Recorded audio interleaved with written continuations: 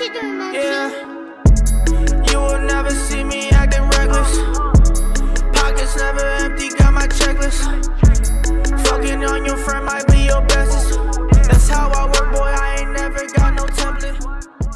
What's up, YouTube fam, and welcome back to my channel. So right now we're gonna head over to a spot over in Orange County called Mackenzie's. If you guys have been following my channel long enough, you guys will know I've been to Mackenzie's before. I needed some clamps for the turbo kit, super blown out, and I found out this place. It was like a hidden gem.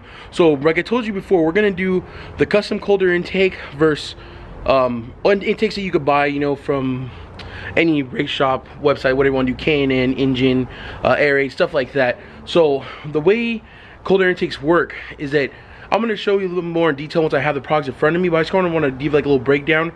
The cold air intakes that you buy from, like, you know, let's say Summit Racing, right? Engine, K&N, Air8, they have like a really like a really big bend. I just totally lost my finger in my hands for a second, and that's not really good for the airflow. And having that big old bend will actually cost you horsepower, because the coldest air pushed into your motor is gonna make it run better and give it more power, and that's what we're looking for. So with this cold air intake, we're gonna take away that big bend and turn it into like a long bend, and then go down into the front part of the car, which will be where the fog lights are at. We took out the fog light on the driver's side, and we're gonna replace that. We're gonna get rid of that, put the filter behind it, so it'll be feeding in nothing but cold air, and hopefully it'll be doing good. So I do want to do this, and if it does come out right and we do gain more horsepower from this might be something that I might be putting out in the future, or giving out the specs or something like that. Maybe I sell it, or I just give out the specs. I don't know what we're gonna do yet, but only if it makes more horsepower. If it makes the same or less, then obviously buying the other cold air intake will just be better. There'd be no point of buying something that costs 300 bucks that you're gonna lose horsepower. Anyways, let's head over to Mackenzie's. Hope you guys have a good week, and let's go. Alright guys, so we're just getting Mackenzie's right now. Like I said, when I show you guys inside of this place, it's kind of like a Team C, but I think it's for like a lot of off-road stuff, but it's definitely hit a gem for my build and what we're doing right now. So let's get these parts and let's make this cold air intake. Dang, these fire extinguishers are super dope. I definitely want to get one for my car. Right now I just have a cheap one, but these look right here, those are fly. I believe one of the filters I'm going to need right here actually. Let me see, I need to check the text message.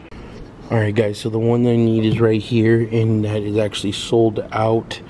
So I'm going to ask him what's going to be the different sizing from this, and this one will be the biggest difference, because I need to get this done today because I really want to get my car on the road. So let's ask him. Alright guys, got the 4-inch silicones right here. Here's 2 of them, needed 2 of them. Then right here's aluminum piece. We're almost there. They literally have like everything you need. They even got some cool steering wheels over there. We got some Momo steering wheels. I'm not sure if I ever want to change my steering wheel yet, but alright guys, so this is a 7-inch, and he's saying that the 9-inch might be better, but I think this should do good. Matt's not picking up the phone, so I'm gonna run with the 7-inch, and then if we need to go 9-inch, we'll just come back and pick it up. So he's actually going to get the clamps, because in here it doesn't say that we need clamps, but obviously I think Matt forgot to say that we're going to need the clamps. So what we're going to do is going to need one clamp to connect to the manifold, other clamp to connect these two together, then the other piece. And then the cool thing, this one does come with a clamp, so we're just going to get 3 of them right now, which should be good. We're doing the hardest part, now we're paying for it. Definitely rest in peace bank account, but it's alright though, it's going to be worth it. Alright, so one of the parts we need is the overflow for the coolant. We already know what happened to that, you know, that shock. We're not gonna bring up that name, actually didn't put it back. So we're gonna look at the overflows they have, and then I'm gonna check out the steering wheel for the Momos. They look pretty dope. Alright, so this is one of them right here. This is one more popular one. It's got the overflow. Once it hits that level, it'll dump. It'll start dumping. -6 in and out. A ring sealed cap. Nice, and I see it has the plastic in the middle too to be safe. Yep. I like that look on there. I mean, if anything, I'm not a big fan of like a chrome look, but we can always powder coat it. It's no big deal. Well, exactly. Well, you can do whatever you want. Yeah, it's a raw finish. Alright guys, check out the steering wheel. This thing is dope right here. I actually really want this. I'm not sure where your guys' price is here, but I've seen them used. But this right here, so this has like a suede, or like, what do they call it, like lariat or something like that. The one Elite has it. You have to really stay up on this and keep it clean, but it is great for the track. Really, really great grip. Definitely next purchase I think I'm going to be buying for this build. Yeah, I like it a lot.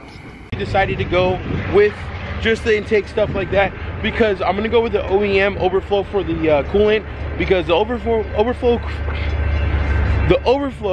for the coolant is 50 bucks OEM, and this one was like 114, and plus that comes plug and play compared to me buying an aftermarket where we don't know how long it's going to take to install. And this build already took long enough, so we don't want to add any more time to it, and I don't want to add any more stress to Matt's life, more than I've already added for like last month. So right now, guys, I just spent $230. And I normally don't talk money, but this is something that I need to bring up when it comes to money. So I just spent $230 for everything, for all the piping, for the clamps, and for the filter.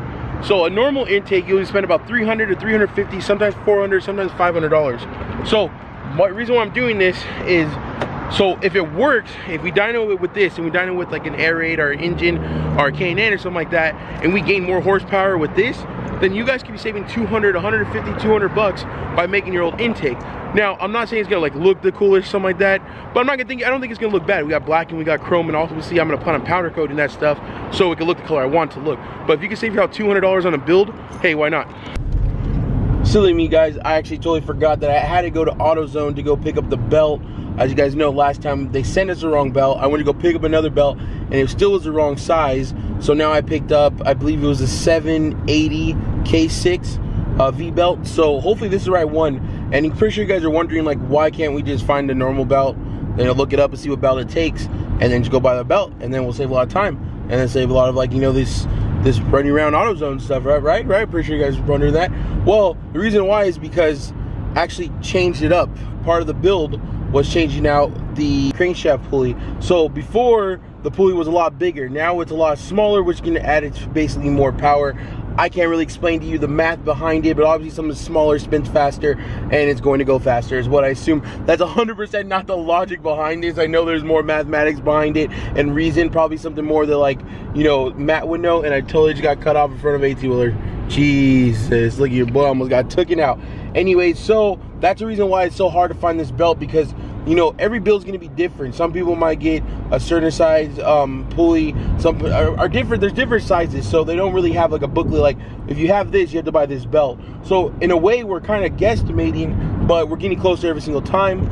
I think I ranted enough about this V belt. I hope you guys, I appreciate you guys put up with my nonsense of vlogging, guys. I still suck at this after a year and a half, or a year and 4 months. All right, guys, let's get to Matt's house now. I literally told the guy that I needed 6K, and it's my fault, because you can't trust people to do their own job. He gives me a 5K. Let me see if this one works, so we know the length. So at least we'll know the right size, but I have to make a run, and it's horrible traffic time right now. Yep. I'm like, there's kind of irritated. I got over there in Anaheim. Anyways, guys, let's see if this is the right size. At least we'll know if it's the right size, but then I got to go back to AutoZone to get the correct 6K, not 5K. This really sucks. Whatever, stuff happens. How come you say it was better to have the 90 bed down there closer towards the ground than it is up here by the manifold? I'd rather have the 90 bed in front of the muff than behind the muff. So between the throttle body and the muff, have it as straight as possible, and then whatever happens in front is not as critical, especially for the turbulence.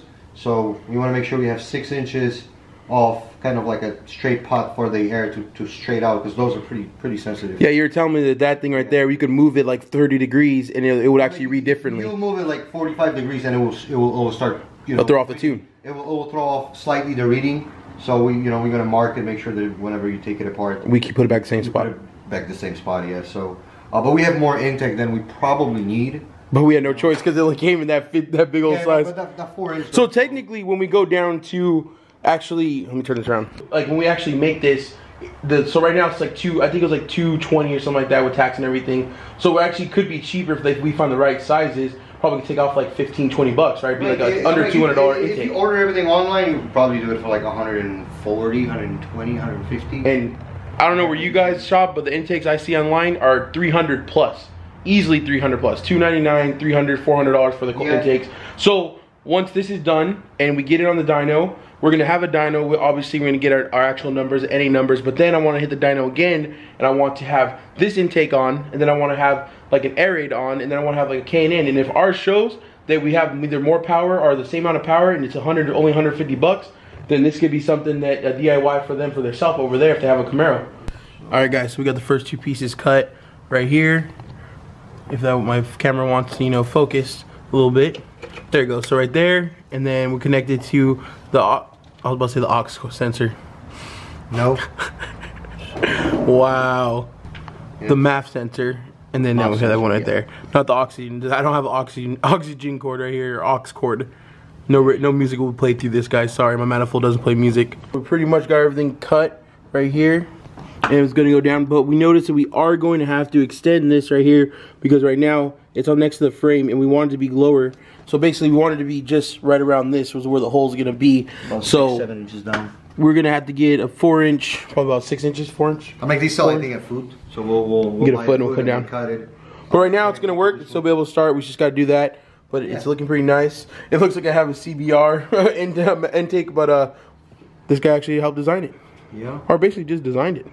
So the big thing I didn't talk about the last time I turned the camera on, I don't know why, is that this is the biggest part of this intake right here. Because normally here the intakes come out from here and they go straight like that. And they go into the box. Now instead of going like this, we're going a big like a bend right here. So now the air can come out through here, in through here, and won't get caught up and congested in here, going straight to the manifold, which is going to give it a lot more, well, I'm not gonna say a lot more power, but more power. Better reading of the MOF sensor. If the straighter it is, the better reading it gets. Plus we got 4-inch intake, which is this. Yeah, guys, this thing is like humongous. No homo, but that thing's humongous. Got the right belt, Duralast, cheaper brand. But it's gonna work for now. So we got it done, and it's the right one, it's K6. So now we're gonna see, make sure it's gonna work and make sure it's gonna fit, and then we'll keep going from there. We're at a perfect fit, and how you can tell you're at a perfect fit is there's 2 little lines right here. Hopefully my camera wants to pick it up, but if you can't really see, it looks a little blurry right now, my apologies. But there's 2 lines right here. You want this 3rd line that's on the other part to be right in the middle, and it is, oh there you go, so you can see, there's the 1 line, you wanna be right between those 2 lines, and this is it. Boom, boom. Let's hear this bad boy. Oh.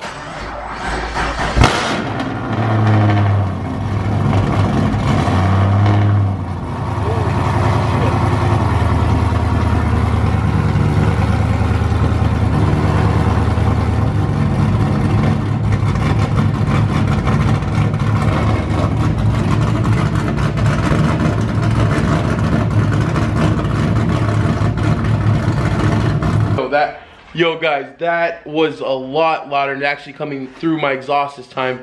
That thing almost like literally when it started up, like it almost scared me. Wow. Shout out to Matt, the master behind El Jefe 2.0. And it's almost 2.0. Right now, you know, 2.0 with the engine, but it's not 2.0 on the look because now we're gonna go to premium and they're gonna be wrapping the car. So they're gonna have the car for another 2 weeks or 3 weeks or 4 weeks. I don't know, Christmas time's coming, I'm not gonna rush them. All right, guys, it is official. This part of the build, thank you, Matt, is done. I mean, for the most part, it's done. We still need to get it to the exhaust shop to get it connected completely. Because right now, it's like kind of Mickey Mouse. But we ran into another problem. It's not really a problem, it's something we knew was gonna happen, is that it's way too loud. You guys can't tell right now on this microphone, or even with, I bring my professional microphone, it still won't give you that intensity of how loud it is. And obviously this car is gonna be driven from the racetrack or to the show, whatever it might be. And I'm not trying to get a referee ticket. And it's not meant to the point where it's like kind of loud. It's obnoxious. It's obnoxiously loud. It's louder than 99% of race cars are. Exactly. It's just that loud because we have the headers, we have full exhaust all the way to the back. 3 inches. So 3 inches. So it's screaming. Literally, not only do the looks of this car say pull me over, the sound of this car literally says pull me over. So what we're gonna do is I'm gonna leave my car here. Obviously I can't leave right now anyways because I have the Jeep and I didn't bring my girlfriend with me to drive my her car home. So what we're gonna do is I'm leaving here for a couple days. I'm gonna call up Igneo. I'm gonna see what we could do and make this thing a little bit quieter, make it more drivable. And then from there, it's really just prepare for next year's track season. I mean, other than that, oh, I still have to do the overflow, the coolant overflow. Yeah. That's like 50 bucks, so I'm gonna get that OEM. I'll probably get that next week. And then, yeah, that's it, guys. Like this part, it's track season is coming. 2018, it's gonna be a pretty, like, it's gonna be a big shakedown for this car. And to see all the hard work we did put into it, we're gonna have to adjust the wing height a little bit. There's some things we're gonna have to adjust, and then we'll just learn how to drive the car and you know, learn how the car handles and make sure that the car's happy on the track. And you know, suspension wise, we're gonna be changing suspension. I'm also gonna be getting new rims. I'm gonna be going down. Right now I'm running 20s. I'm gonna be going down to 19s, and I'm also gonna be purchasing some slicks, but that's not 2018. That's gonna be late 2018 actually, because I'm a new driver and I do want to get my NASA license, but I want to do the right way. I don't want to sprint before I even could crawl. So we're gonna do this right way. You guys are gonna follow the whole process, you've already followed the whole build to getting on the track. So now you're gonna follow the whole process of me getting my license, professional license, and just go from there. Thank you guys so much. I really appreciate it. It's done, it's ready, it's starting. We just got to figure out the sound now. All right, guys, thank you guys so much. Don't forget to subscribe, don't forget to like, and I'll see you guys tomorrow.